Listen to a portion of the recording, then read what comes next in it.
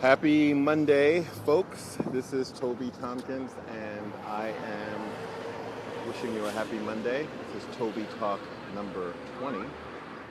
Today I'm actually standing at the foot of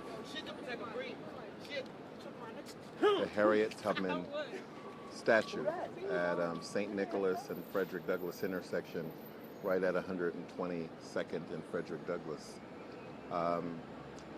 I hope you've had a few days off and relaxed. A lot of things are going on in the world, and sometimes it gets a little bit to comment on, but certainly between the Olympics and the latest shootings and all of those things, certainly it made me think a lot about what I wanted to say today. And what I want to do is talk a little bit about um, the content and the character of our relationships. We have all kinds of relationships. And so today's topic is relationships as sacred space.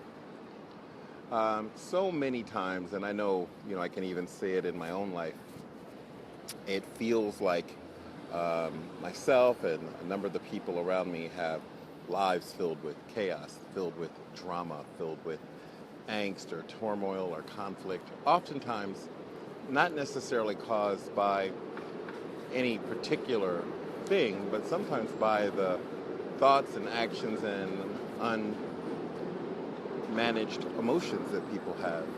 And in that way, we allow that space that is our own emotional and spiritual and physical and mental um, being to be consumed by things that don't really deserve to occupy our thoughts or our emotions or our time or our compassion or our resources. And yet we allow them to consume us.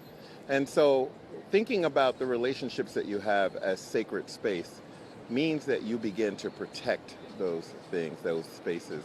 You begin to look at the relationships that are in your lives, and you begin to look at how the people who are in your lives manage the relationships that are in their lives.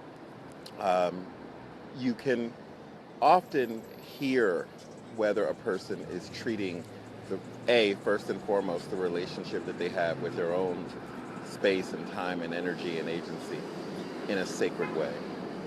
Just because of the things that you often hear. And, at one point in my life, I woke up and I realized that my phone kept ringing for all the wrong reasons. It wasn't necessarily because I was such an important person or such a busy person or such a vital person, but it was because I was that person that would allow people to use my space, use my time as a way to expand upon the things that they were not willing to take responsibility for in their lives. And it wasn't about me placing blame, but one day I had to stop and go, well, why is this the way I'm allowing who I am and what I have to offer to be utilized by the people in my life? And what if I began to look at my time and my energy and my resources and my compassion and my generosity as sacred, as something that only the most deserving and the most intentional, those with the most pure intentions have access to. And that began to help me realize what is core and essential to personal serenity, to personal peace, um, to a sense of calm, to a good night's rest. So what I want to challenge you to do this week is to think about the people who you talk to who always seem to have drama in their lives. Think about the people who reach out to you when things are bad or who disrupt your serenity or who call you not necessarily to check in on you or to see what they can do for you, but to take your time and usurp your ideas and your thinking, and then don't properly use those gifts of time and energy and attention that you give to them. Think about those people that always have drama and forgive them and let them be so that you can be in ownership of your own sacred space.